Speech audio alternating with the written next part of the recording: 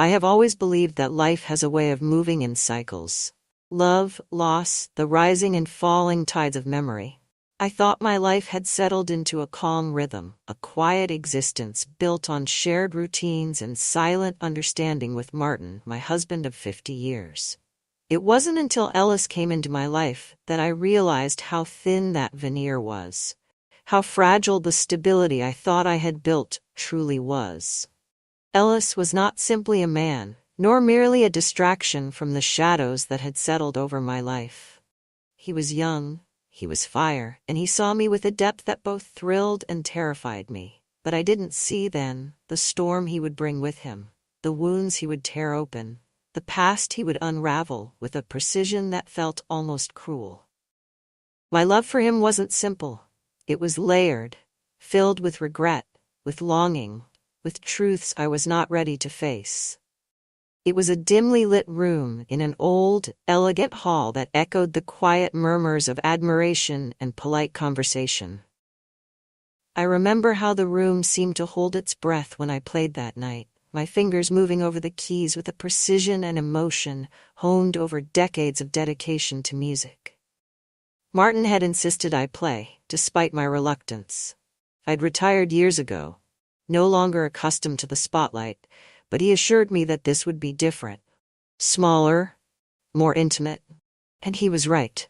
The audience listened with a hushed reverence, as though each note were a whisper meant only for them. And then there was Ellis. I hadn't noticed him at first. He was just another face in the sea of strangers. But when the evening ended, he approached with a steady, unflinching gaze. He looked young, perhaps too young to know the gravity of the admiration he wore so openly. But there was something in his eyes, a quiet intensity, a flicker of understanding that felt both comforting and unsettling. As he introduced himself, he spoke of music with an earnest passion I hadn't encountered in years. His words were rich, with a reverence that transported me back to my own youth, to the days when I had poured every ounce of myself into each note, when music had been more than a career. It had been my heartbeat, my reason. There was something strange in his presence, something that lingered even as he walked away. I remember feeling as though he had left an imprint, a mark on me that I couldn't quite explain. It wasn't attraction, not at first. It was a fascination. A curiosity about someone who looked at me as though I were more than a mere woman past her prime, as though he could see through the years and touch the essence of who I once was. As the days passed, I couldn't shake the memory of him. His words played over and over in my mind, weaving into the quiet spaces of my life with Martin. I began to wonder if I had been too hasty in retreating from music, if perhaps there was more to be felt, to be discovered. And as if summoned by my own thoughts, Ellis found his way back into my life. He reached out timidly at first, asking if I might consider mentoring him. He was an aspiring pianist, he explained, though he felt his technique lacked a certain depth, a soul that he believed I could teach him. The flattery was well practiced, but I sensed sincerity beneath it, a desperation that mirrored my own longing. And so I agreed, telling myself it was merely a gesture, a kindness extended to a young musician. But it was so much more than that. It was under the soft glow of my music room's dim lighting that Ellis began to find his place, nestled quietly among my old records, stacks of sheet music, and memories I had carefully tucked away. He would arrive promptly, carrying his notebooks, eager and filled with a relentless enthusiasm that reminded me of my own youth. The mentorship had started innocently enough. I would guide him through techniques, suggest pieces that would challenge his limitations, and offer advice on how to communicate feeling through his playing. But the sessions began to shift, each meeting blurring the line between mentor and student, between admiration and something far more intimate. He spoke to me as if I were his only source of understanding, as though the rest of the world could never comprehend the weight of his dreams and aspirations. As our lessons wore on, Ellis's dedication became a point of admiration for me. There was a purity to his struggle, a desire to reach beyond himself, to grasp something greater, and I found myself drawn to it. We would often lose track of time, talking for hours after the lesson ended. It wasn't just music that we spoke about anymore. It was art, philosophy, life's hidden meanings, and the choices that shape us. He had a way of asking questions that made me look inward, searching through layers of myself that I had long neglected. The realization that I was, in some unspoken way, feeding off his vitality didn't sit easily with me. I'd tell myself it was nothing more than a teacher's pride, a fascination with a student's growth. But the lie grew harder to believe each time I saw him. There was a comfort in his presence, a warmth that had been missing from my life with Martin. Our marriage had become one of familiar routines, silent understandings, and the kind of love that didn't need to be spoken. Martin and I had shared a life, yes, but Ellis made me feel alive. I remember the evening he reached out, his hand brushing against mine as I adjusted his sheet music. It was a small gesture, a fleeting touch, but it left a shiver in its wake. I tried to ignore the thrill that ran through me, the way my pulse quickened, but there was no denying it.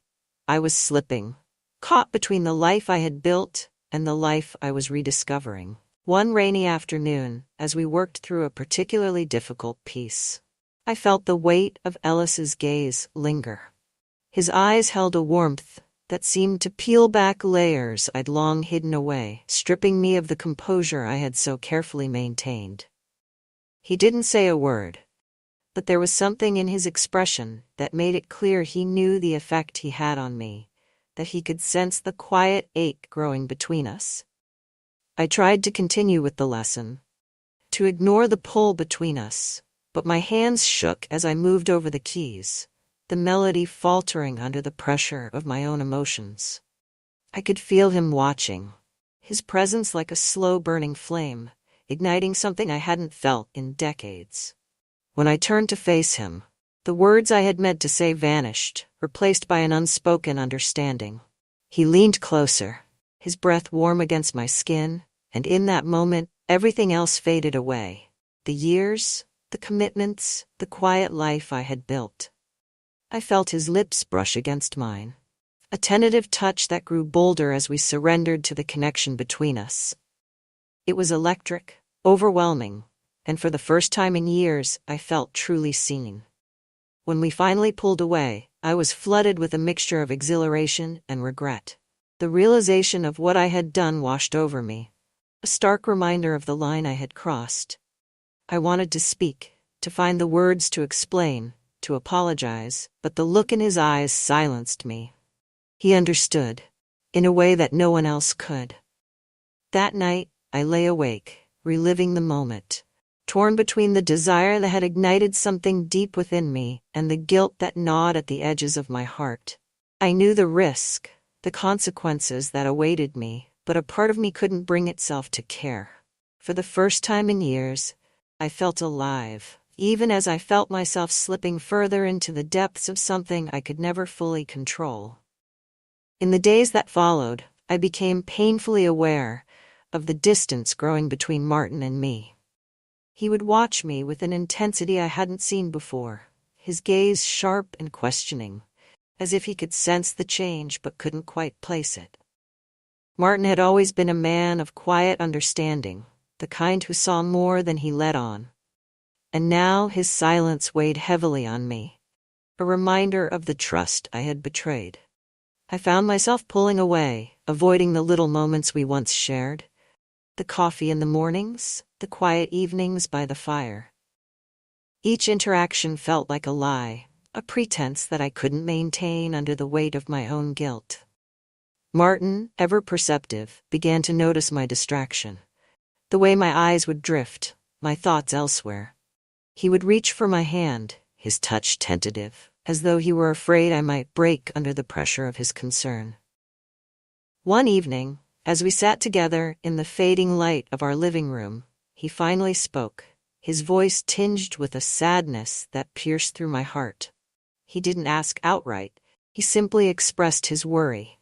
his uncertainty about the changes he'd seen in me. There was no accusation in his words, no anger, just a quiet confusion that left me feeling hollow. I couldn't bring myself to explain, to reveal the storm that raged within me. Instead, I offered him a small smile, a reassurance that was as hollow as it was painful. But even as I spoke, I could see the doubt in his eyes, a flicker of something that warned me he was closer to the truth than I realized. Martin's concern only deepened as the days wore on, and I felt the walls closing in around me. Each encounter with Ellis left me both exhilarated and terrified, the weight of my secrets pressing down with an intensity that grew harder to bear. But despite the guilt, the shame that clung to me, I couldn't bring myself to let go. Ellis had become a part of me, a connection that felt as necessary as it was destructive. The quiet life I had built with Martin felt like a distant memory, a world I could no longer inhabit without feeling the constant pull of what I had found in Ellis. And as I watched Martin, his eyes filled with a worry that he tried so hard to hide, I knew that my choices were leading me down a path from which there was no return. Just when I thought I could maintain this fragile balance, life threw another complication into the mix. Alden, my son, decided to visit. His presence was a reminder of the family I had once held dear, of the life I had created, yet struggled to embrace fully. Alden and I had never been particularly close. Our relationship was one of polite affection, tainted by the unspoken resentment he harbored over my devotion to music, to a career that had often taken precedence over him. When he arrived, I saw the flicker of curiosity in his eyes, the way he observed both Martin and me, picking up on the tension that lingered between us. His own relationship with his father was strained, a complexity that had roots in his resentment toward me. I could sense his frustration, his desire to bridge the gap between us, even as he struggled to understand the changes in our lives. Alden's questions were subtle, carefully woven into casual conversation, but I could feel the weight of his curiosity pressing down, an unspoken accusation that hung in the air. He saw the way Martin watched me, the quiet suspicion that simmered beneath the surface, and I knew it was only a matter of time before he confronted me. Each day that passed brought a new tension, a sense of impending disaster that I couldn't ignore. I was caught in a web of my own making, a fragile network of lies and secrets that grew harder to maintain with every passing moment. And as Alden observed, his eyes filled with a mixture of curiosity and concern, I felt the world I had built slipping further from my grasp. Vivian, my closest friend and Martin's sister, was always someone who saw too much, who understood me in ways that sometimes made me uncomfortable. She knew my routines, my quirks, the subtle shifts in my behavior that no one else noticed. And as my life became entangled with Ellis, her gaze grew sharper, her questions more probing, each conversation a subtle reminder that she sensed something was wrong. It was a quiet afternoon when she decided to pay me an unannounced visit, her eyes scanning the room as if searching for a hidden truth. Vivian had always been direct, a quality that both drew me to her and, in moments like these, made me want to hide. She glanced over the cluttered music room, her gaze lingering on the notes Ellis had left behind, the faint traces of his presence that I hadn't yet erased. "You seem different, Delphine," she murmured, her voice laced with something between concern and suspicion. I could feel her eyes on me, the weight of her scrutiny pressing down like a shadow. I forced a smile, brushing off her comment with a light-hearted dismissal. But her expression didn't waver. "You've seemed distant lately. Is everything all right with you and Martin?" Her question cut through the silence, a reminder of the delicate balance I was desperately trying to maintain. Vivian's loyalty to Martin was unwavering, and the thought of her uncovering my secret filled me with a quiet dread. I offered her the same empty reassurances I had given Martin, hoping it would be enough to placate her concerns. But I knew better. Vivian wasn't one to be easily satisfied. When she finally left, her expression still clouded with doubt. I felt a pang of fear settle deep within me. I knew she wouldn't let this go. Her concern for Martin was too strong, her intuition too sharp. And as I watched her walk away, I felt the walls of my carefully constructed life closing in even tighter, the weight of my deception growing harder to bear. One evening, as I stood in the kitchen, lost in thought, I heard Martin call my name, his tone sharp and uncharacteristically firm. I turned to see him holding a small notebook, one I immediately recognized as Ellis's.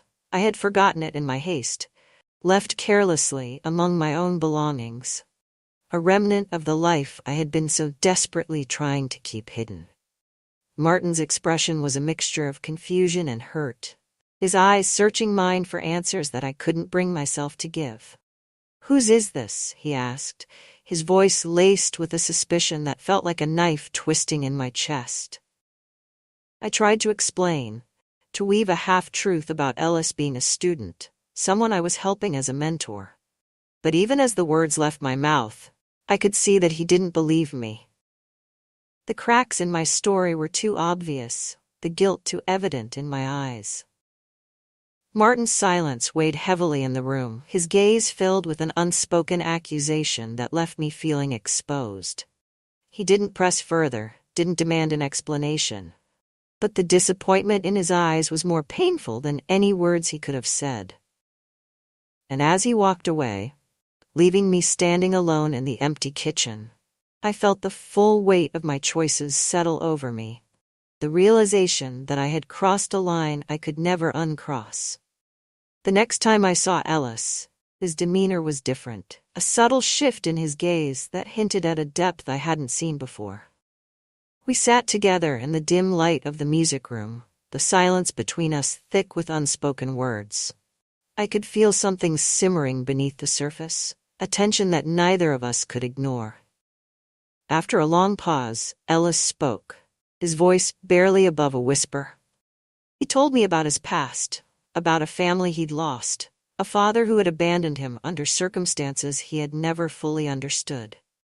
As he spoke, his words were tinged with a quiet resentment, a pain that had clearly lingered for years. And then he told me the part I hadn't expected, the piece of his story that left me feeling as though the ground had shifted beneath me. His father, he explained, had once been involved with my family, someone I had known in my youth, though I had long forgotten him. Ellis's connection to me wasn't mere coincidence. It was a deliberate choice, a means of confronting the past he had been unable to escape. The revelation left me stunned, a mixture of disbelief and betrayal twisting inside me.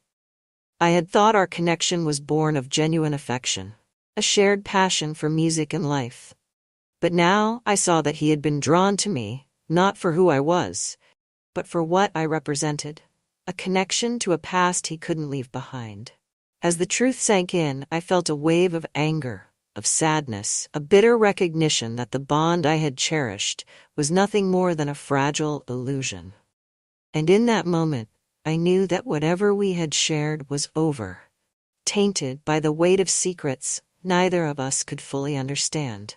That evening, as I sat alone in the quiet of our bedroom, I felt a heaviness settle over me, a sense of inevitability that I could no longer ignore. The deception, the guilt, the secrets, they had all taken their toll, leaving me feeling hollow and worn. And as I looked at Martin, I knew that it was time to confront the truth, to face the consequences of the choices I had made. Martin entered the room, his expression unreadable, but there was a tension in his gaze that told me he had been waiting for this moment. He didn't ask questions. He simply looked at me, his eyes filled with a sadness that pierced through the layers of my guilt.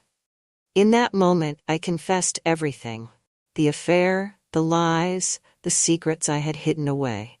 I told him about Ellis, about the connection that had drawn me to him, about the passion that had clouded my judgment.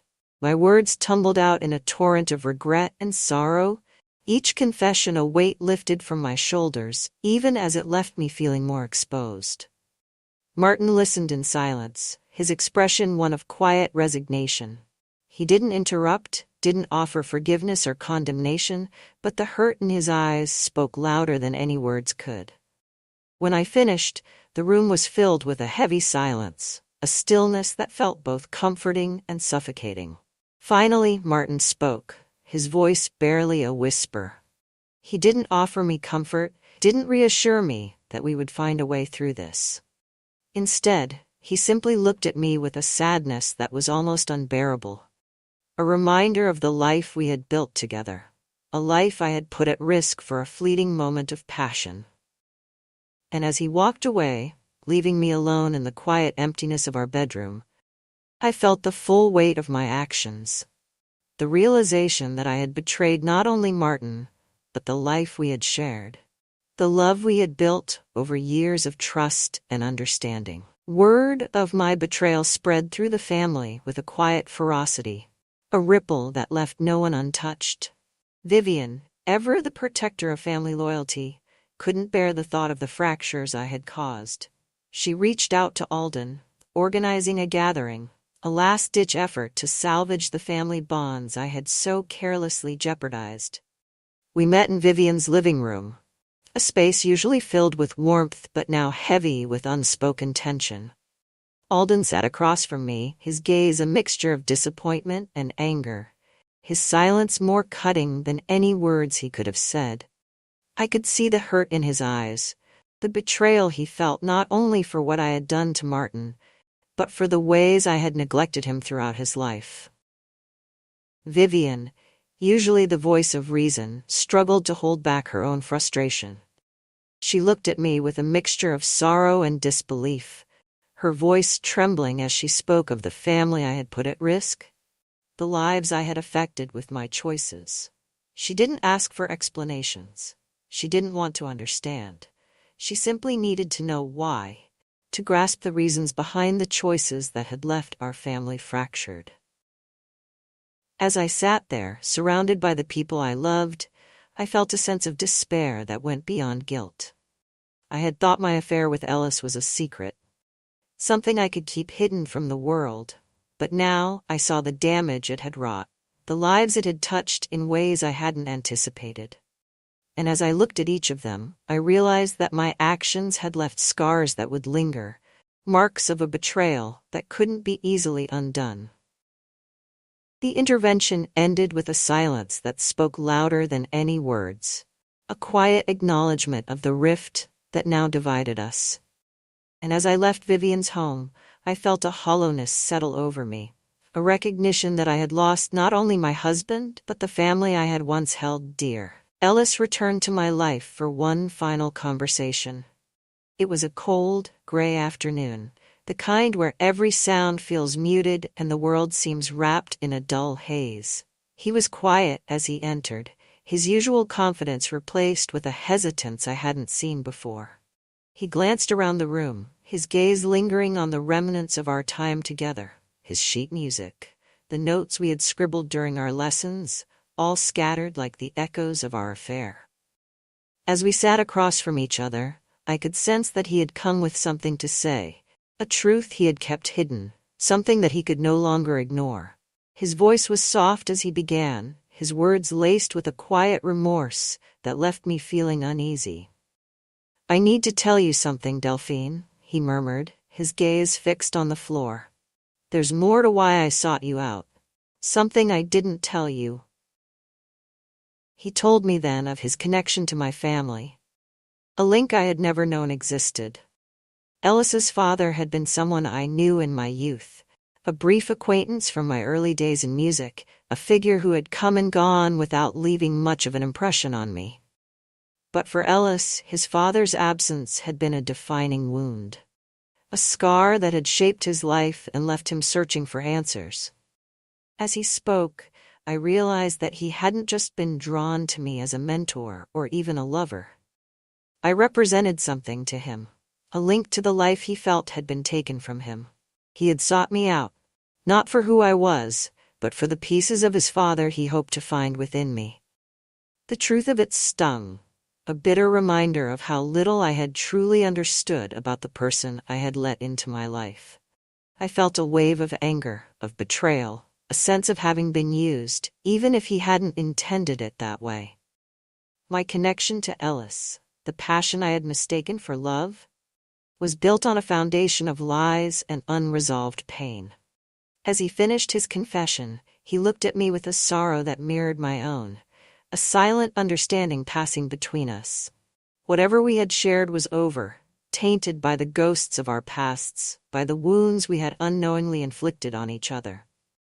And as he walked away, leaving me alone in the quiet of my music room, I felt a strange sense of relief, a closure I hadn't realized I needed.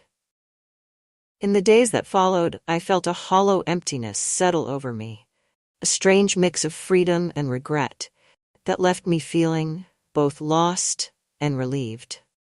The affair with Ellis had been a whirlwind, a storm that had swept me away from the life I had built, only to leave me stranded in its aftermath. I knew that I could no longer hold on to the fantasy, that I had to let go of the connection that had come to define me. I spent hours alone in my music room, surrounded by the remnants of our time together. Each piece of sheet music a reminder of the passion and turmoil that had filled my life.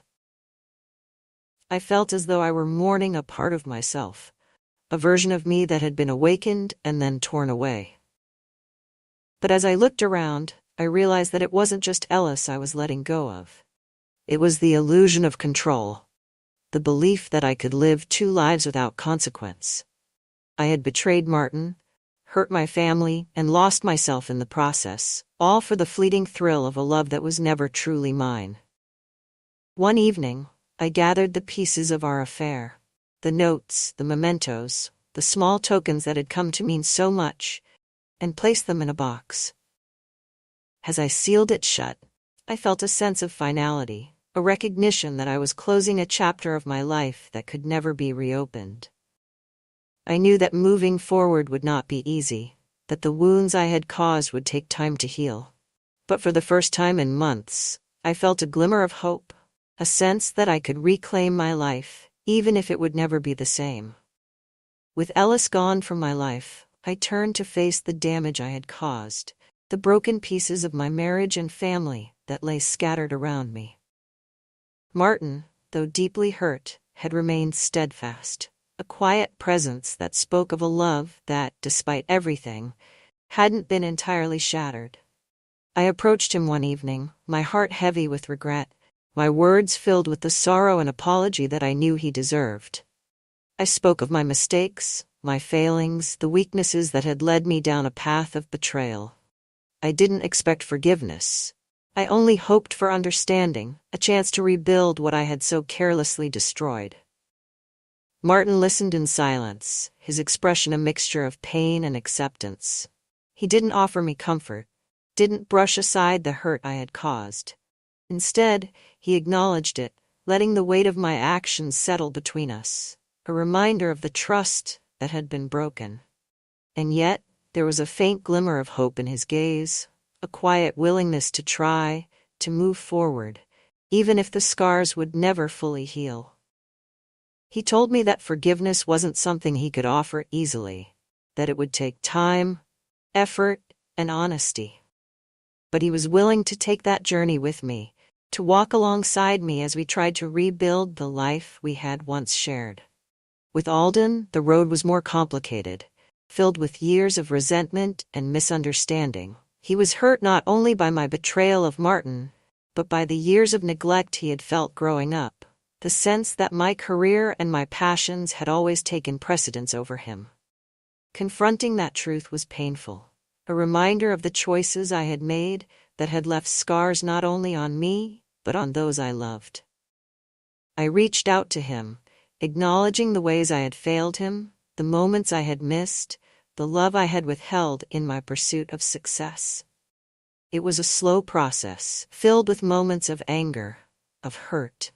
But gradually we began to bridge the gap that had divided us. And as he looked at me with a mixture of frustration and compassion, I felt a glimmer of hope that perhaps we could find a way forward. The process of healing was neither quick nor easy. Each day brought its own challenges, moments of doubt and regret that threatened to pull me back into the shadows of my mistakes. But with each step, I found a new strength, a resilience that I hadn't known I possessed.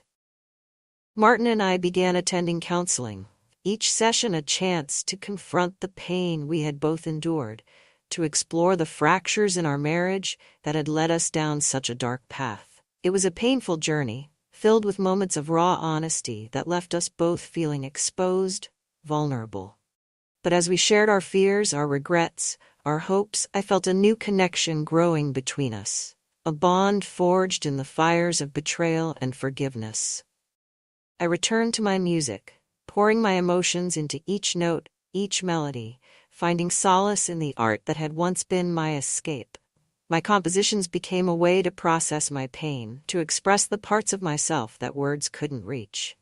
And as I played, I felt a sense of peace, a quiet understanding that I could reclaim my life, my identity, even in the aftermath of loss. Months passed, each day a step further from the life I had nearly destroyed, a step closer to a future I could embrace with hope. Martin and I had found a new rhythm, a quiet understanding that spoke of love and resilience, a recognition that while our marriage would never be the same, it was something worth fighting for. Alden, too, had begun to soften, his resentment replaced with a quiet acceptance of the mother I had become. Our relationship was still fragile, but there was a warmth there that hadn't existed before. A shared understanding of the pain we had both endured and the love we had rediscovered. As I looked back on the choices I had made, the mistakes that had led me to this place, I felt a strange sense of gratitude. My affair with Ellis, as painful and destructive as it had been, had forced me to confront parts of myself I had long ignored, to face the wounds I had hidden away.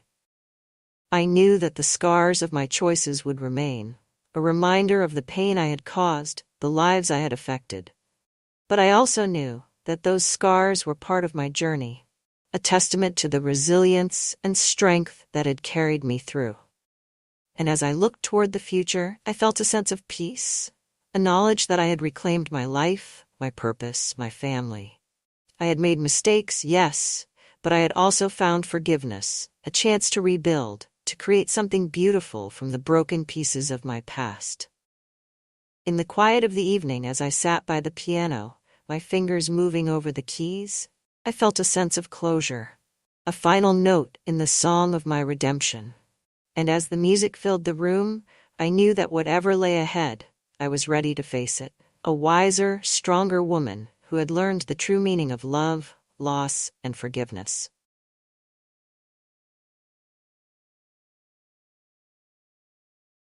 They say you can measure the weight of a moment by how long it stays with you. By that measure, the night Caleb and I sat on the porch swing must weigh 1,000 lifetimes. It was a quiet evening, one of those endless summer nights where the air is thick with the hum of crickets and the occasional hoot of an owl. Alan, my husband, was away on another of his endless business trips, leaving the house to Caleb and me. I hadn't planned on sitting outside that night, but something about the stillness called to me. I found Caleb already there, sprawled on the swing with a book in his lap. He looked up as I stepped onto the porch, his dark eyes catching the soft glow of the porch light. "Couldn't sleep?" he asked, his voice low and warm. I shook my head, settling onto the swing beside him. "Just needed some air." We sat there for a while, the swing creaking softly as we rocked back and forth. The silence between us was comfortable at first, but as the minutes stretched on, it grew heavier, charged with an unspoken tension I didn't fully understand. And then, in a moment I still can't quite explain, the world seemed to tilt. A casual brush of his hand against mine sent a jolt through me, and when I looked at him, something shifted. Neither of us spoke as he leaned in, his lips brushing against mine in a tentative electric kiss. It was over in an instant, but it left me reeling, my heart pounding as if I'd run a marathon. I pulled away, my mind racing with 1,000 thoughts, none of them coherent. Caleb's expression mirrored my own, shock, disbelief, and something deeper, something neither of us dared to name. "I'm sorry," he whispered, his voice barely audible. I stood abruptly, my legs shaky as I backed toward the door. We can't," I stammered, the words sounding hollow even to my own ears. And then I fled, leaving Caleb alone on the swing, the weight of what had just happened pressing down on me like a physical force. The memory of that kiss lingered with me, threading its way into my thoughts as I moved through the days that followed. It was as though I'd walked through a door I hadn't realized existed, and now that it was open, I couldn't close it. But that night on the porch, I wasn't thinking about doors or choices or consequences. It had just been the two of us, Evelyn and Caleb, sitting side by side in the soft, humid glow of a summer evening. The swing creaked under our combined weight, its rhythmic motion matching the tempo of the crickets in the surrounding fields. I hadn't meant to join him. He looked so content there, a book balanced on his knee, the faint glow of his phone lighting up his face now and then. But something drew me out of the house and onto the porch. Perhaps it was the quiet. Or maybe it was him. "You don't usually sit out here," Caleb said, his voice low and easy, as though he'd been waiting for me. "I needed a break," I replied, settling beside him on the swing. "Sometimes the house feels too big when your father's not here." Caleb smirked, his gaze drifting out toward the fields beyond the yard. "It always feels big to me, like it was made for someone else." I glanced at him, surprised by the weight in his tone. Caleb wasn't one to talk about feelings. He'd always been the strong, silent type, quick to crack a joke or deflect with a grin. Hearing this vulnerability in his voice caught me off guard. "What do you mean?" I asked gently. He shrugged, his fingers idly tracing the edge of the book in his lap. "I guess I've just always felt out of place. Like I don't quite fit. Dad's expectations, this house, his life, it's not really mine." His words stung, though I knew they weren't directed at me. I'd spent years trying to bridge the gap between Caleb and his father, smoothing over arguments and quietly encouraging them to connect. But I'd always suspected there was a chasm between them that I couldn't cross. "I'm sorry," I said after a moment. "I didn't realize you felt that way." He looked at me then, his dark eyes searching mine. "You've always been different, Evelyn. You're the only one who's ever really listened." There was something raw in his gaze, something that made my breath catch. I looked away, focusing on the horizon where the last traces of daylight were fading into a deep, dusky blue. "It's just how I am," I said softly, unsure of how to respond. "No, it's not," he said, his voice firmer now. "You care, even when you don't have to. That's rare." His words settled over me like a warm blanket, and for a moment I didn't know what to say. Then, as if on instinct, I reached out and placed a hand on his. The gesture was meant to be comforting, nothing more. But the moment our hands touched, the air between us shifted. The swing stopped creaking, the crickets seemed to fade, and the world narrowed to just the two of us. "Caleb," I began, but my voice faltered. He turned his hand over, his fingers brushing against mine. The touch was light, hesitant, but it sent a ripple of warmth through me. "Evelyn," he said, his voice barely above a whisper. I should have pulled away. I should have stood up, gone back into the house, and pretended this moment never happened. But I didn't. Instead, I stayed there, my hand resting in his, as he leaned closer. His eyes held mine, searching for hesitation, for doubt, and when he found none, he closed the distance between us. The kiss was soft, almost imperceptible at first, as though he was giving me a chance to stop him. But I didn't. I couldn't. When his lips met mine, it was like a spark igniting something I hadn't even realized was there. The kiss was tentative and full of questions, yet it held a depth that made my heart ache. I pulled away after a moment, my breath coming in shallow gasps. "This isn't," I began, but I couldn't finish the sentence. "This isn't what?" he asked, his voice low and steady. "Wrong? Because it doesn't feel wrong." "It's not about how it feels," I said, though my own words sounded hollow. He didn't argue, didn't press me. Instead, he sat back, his eyes holding mine with a quiet intensity that made it impossible to look away. "I'm sorry," he said after a long pause. "I didn't mean to make things complicated." "It's already complicated," I replied, my voice softer than I intended. We sat in silence after that, the swing creaking softly beneath us as the night settled around us. I wanted to say something, to break the tension, but every word that came to mind felt inadequate. Eventually I stood, my legs shaky as I stepped away from the swing. "Good night, Caleb," I said, my voice barely above a whisper. "Good night," he replied, his tone unreadable. I didn't look back as I walked into the house, the screen door slamming shut behind me. But as I climbed the stairs to my room, I could still feel the weight of his gaze, the warmth of his hand in mine, the softness of his lips against mine. And I knew deep down that this was only the beginning. I barely slept that night. The house, usually a sanctuary of silence when Richard was away, seemed louder than ever. Every creak of the floorboards, every rustle of the wind outside, felt like a reminder of the secret I now carried. When dawn finally broke, I dragged myself out of bed and into the kitchen, hoping the monotony of making breakfast might quiet my thoughts. But even the familiar rhythm of cracking eggs and brewing coffee couldn't stop my mind from drifting back to the porch. To Caleb. To the way his lips had felt against mine. I told myself it was just a moment of weakness, a slip in judgment fueled by loneliness and the intimacy of a quiet summer evening. But the truth was harder to admit. I'd wanted it.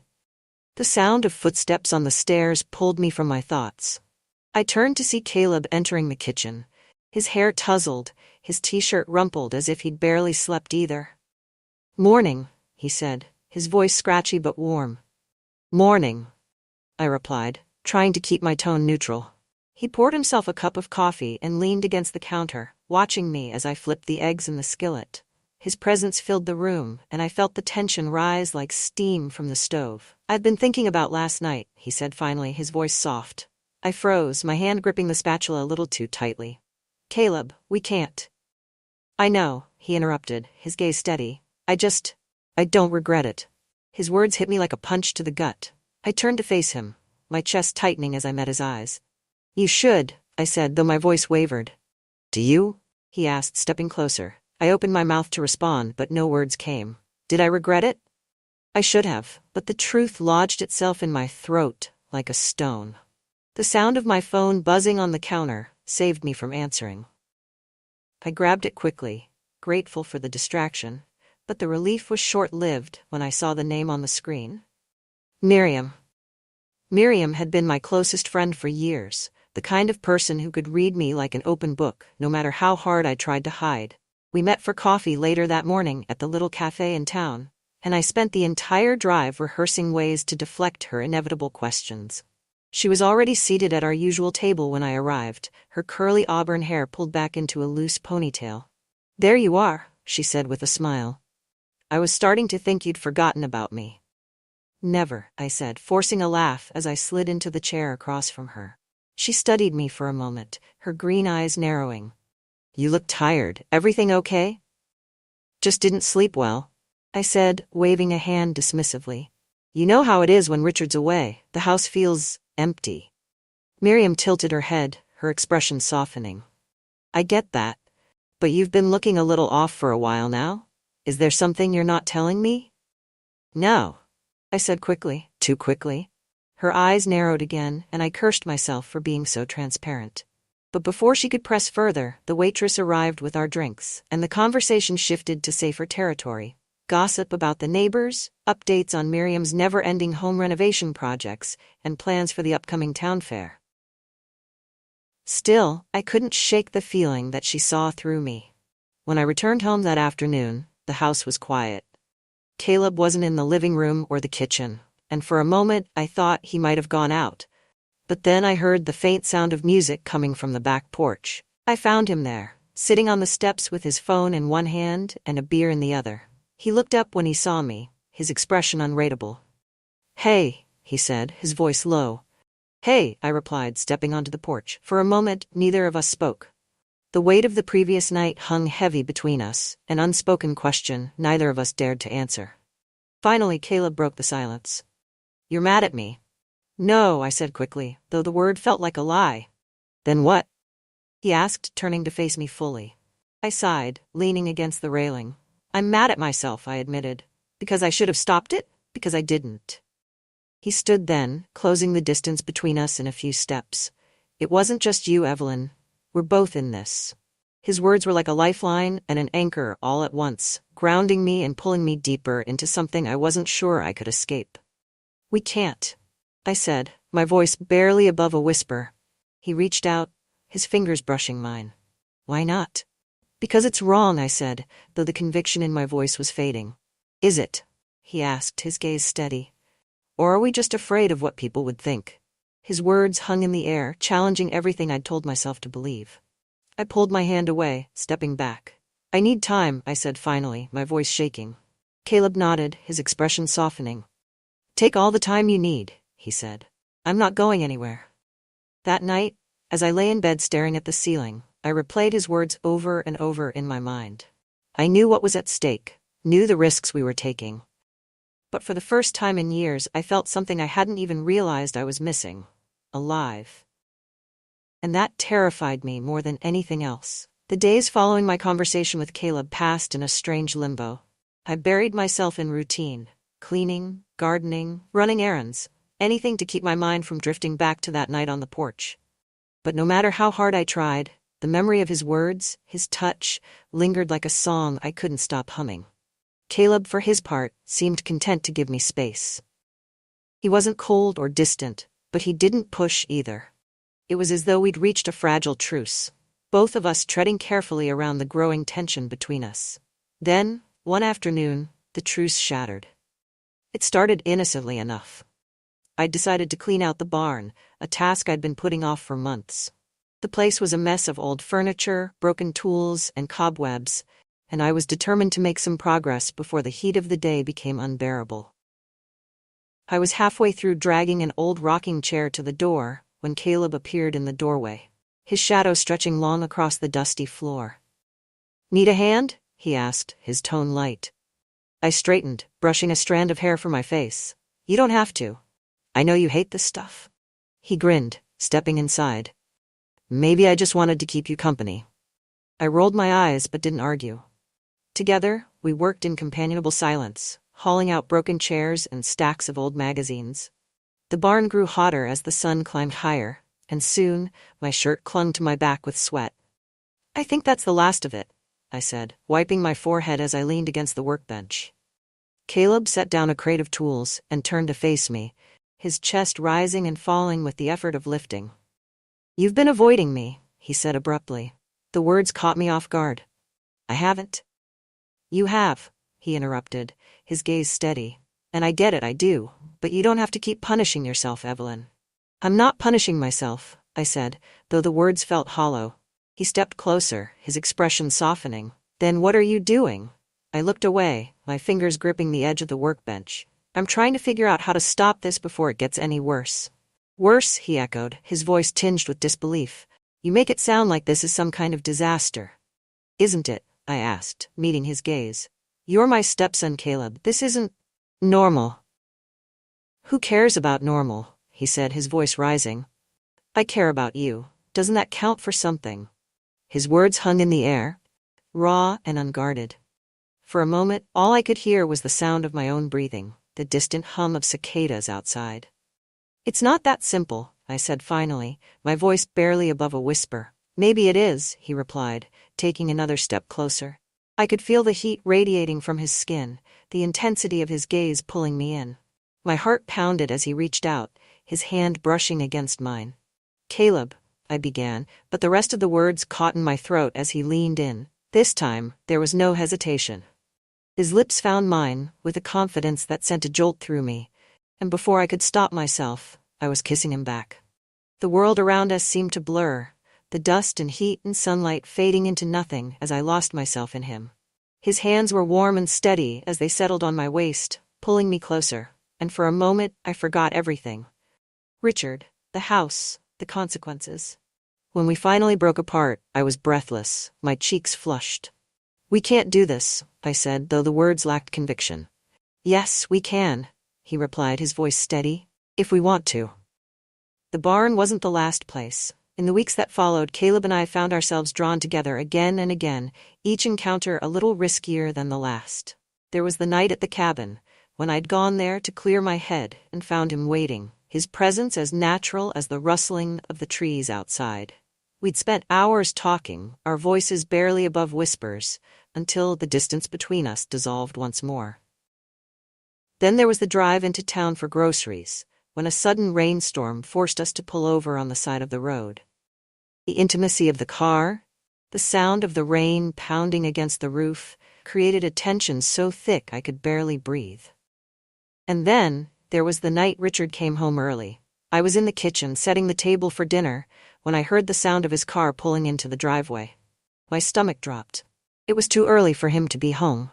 Caleb, who'd been helping me with the dishes, froze beside me. "Did he say he was coming back today?" he asked, his voice low. "No," I whispered, my heart pounding.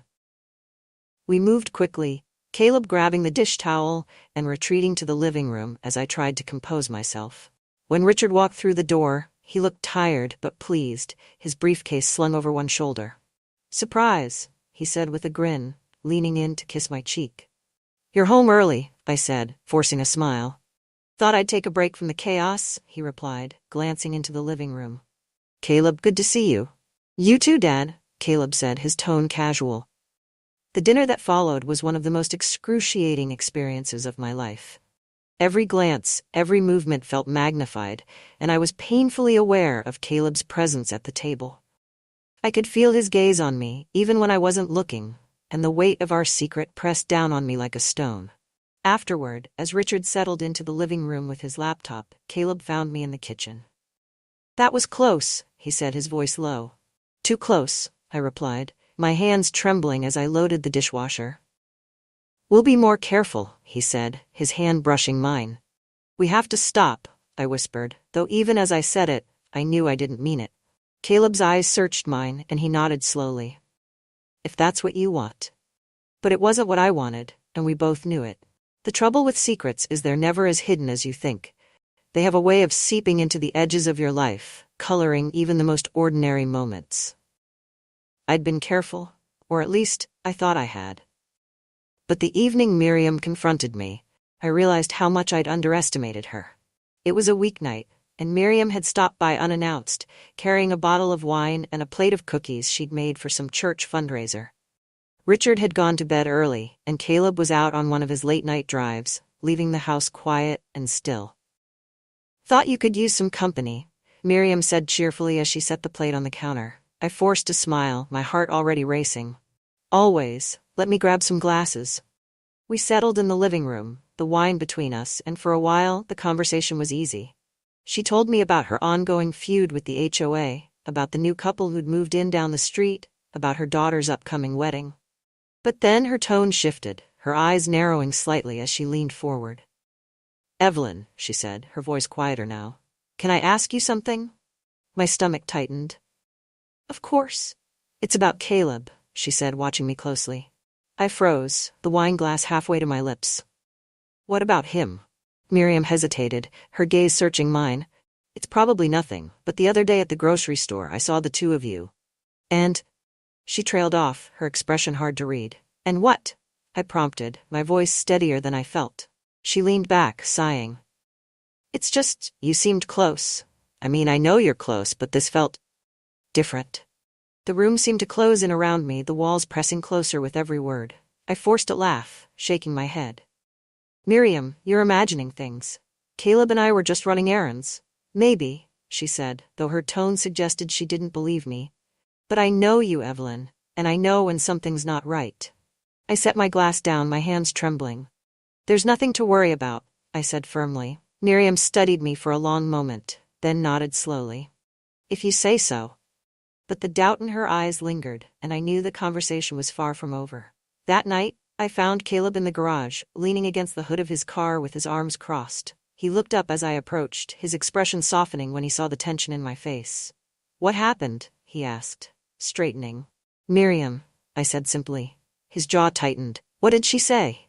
"She saw us at the store," I said, my voice low. "She thinks something's going on." Caleb's brow furrowed and he stepped closer, his hand brushing mine. "What did you tell her?" "I denied everything," I said, my voice trembling, "but she doesn't believe me." He exhaled sharply, his fingers tightening around mine. "Evelyn, it's gonna be okay." I pulled away, pacing the length of the garage. "No, it's not. If Miriam suspects something, it's only a matter of time before Richard does too." "Then let's leave," he said suddenly. I froze, turning to face him.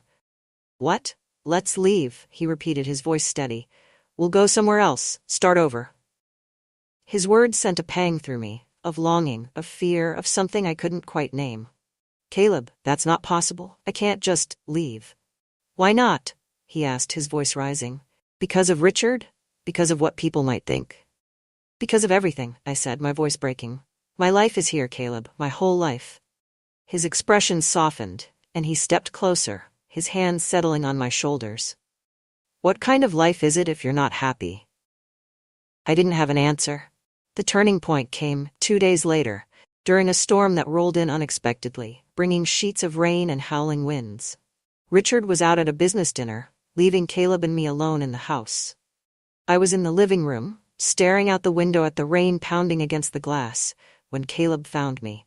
You're thinking about leaving, aren't you? He said, his voice soft. I turned to face him, my chest tightening. I don't know what I'm thinking. He crossed the room, his presence grounding me even as my thoughts swirled in 1,000 directions. You're scared, he said, his voice steady. Of course I'm scared, I said, my voice cracking. This isn't a game, Caleb. This is my life. Your life. He stepped closer, his eyes holding mine. Then let's make it our life. His words were like a lifeline, pulling me back from the edge. And for the first time in weeks, I let myself imagine it. A life where the secrets and lies were gone, where I didn't have to look over my shoulder or second-guess every moment. But the image was fleeting, a dream that dissolved as quickly as it formed. I can't, I said, tears welling in my eyes. Caleb's expression softened and he reached out, his hand brushing my cheek. I'm not giving up on you, Evelyn. Not ever. The storm raged on outside, the rain lashing against the windows like a warning. But in that moment, I felt a fragile sense of peace, a glimmer of hope that maybe, just maybe, we could find our way through the storm together. The storm outside had faded by morning, leaving behind a world that felt strangely washed clean. But inside me, the turmoil raged on.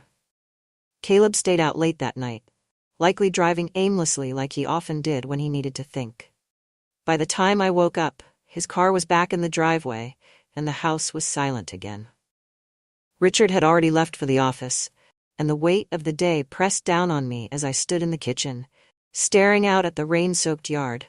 I'd made coffee, but I couldn't bring myself to drink it. My hands were trembling too much, my thoughts looping endlessly through the same questions, the same impossible choices. When Caleb appeared in the doorway, his hair tousled and his t-shirt wrinkled, the sight of him sent a pang through my chest. He was holding something in his hands, a letter. Morning, he said, his voice low.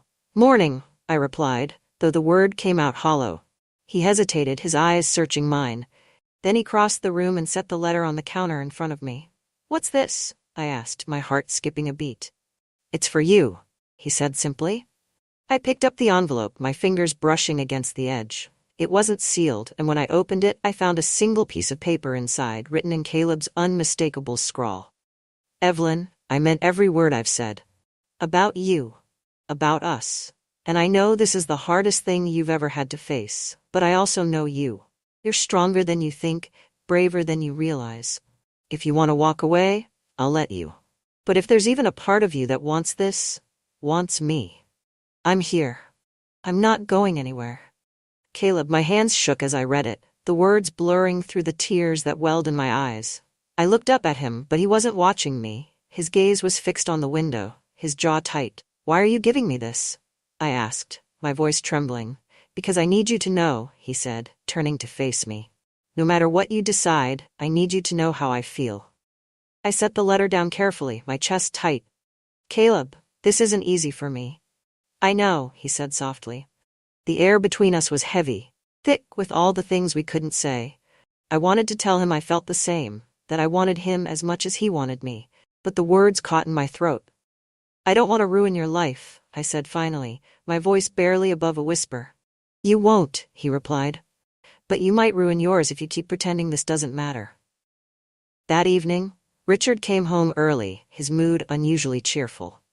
He poured himself a glass of wine and talked about his latest deal, oblivious to the tension that hung in the room. Caleb was quiet, offering polite responses but nothing more. I, meanwhile, could barely look at either of them. When dinner was over, Richard retreated to his office, leaving Caleb and me alone in the kitchen. The silence between us was unbearable, and I could feel his eyes on me as I loaded the dishwasher with trembling hands. "Evelyn," he said quietly. I didn't turn around. "Don't," I whispered. But he didn't listen. I felt him step closer, his hand brushing lightly against my arm. "I'm not trying to push you," he said softly. I need to know where we stand." I turned to face him then, my heart pounding. His expression was open, vulnerable, and it broke something in me. "We can't keep doing this," I said, my voice shaking. "Why not?" he asked, his tone steady. "Because it's too much," I replied, tears threatening to spill. "The lies, the secrecy, the risk, it's too much." He reached out, his hand cupping my cheek. "Do you love me?" The question caught me off guard, and for a moment I couldn't breathe. "Yes," I admitted, the word barely audible. "Then that's all that matters," he said, his voice fierce. "It's not that simple," I said, pulling away. "Maybe it is," he replied, his gaze steady. "Maybe we just need to stop being afraid." That night I lay awake in bed, staring at the ceiling. Richard was asleep beside me, his breathing deep and even, but my thoughts were anything but calm. I thought about Caleb's letter, about his words, about the way he'd looked at me with such certainty. And for the first time, I allowed myself to imagine a different life. One where I didn't have to hide, where I could be with him without fear or shame. But as much as I wanted that life, I knew it wasn't possible. Not here. Not now. When morning came, I found Caleb in the kitchen, his bag packed and slung over one shoulder. He looked up as I entered, his expression unreadable. "You're leaving?" I asked, my voice catching. He nodded. "For now. I think we both need some space." I swallowed hard, my chest tightening. "Where will you go?" "Does it matter?" he asked gently. "Yes," I said, my voice breaking. He stepped closer, his hand brushing mine. "I'll be back, when you're ready." I nodded, unable to speak, and then he was gone, the door closing softly behind him. Months later, I still think about that summer, about the choices I made and the ones I didn't, about Caleb and the way he made me feel alive in a way I hadn't in years. I don't know what the future holds, but I do know this. Some moments leave marks that never fade. And Caleb is one of those moments.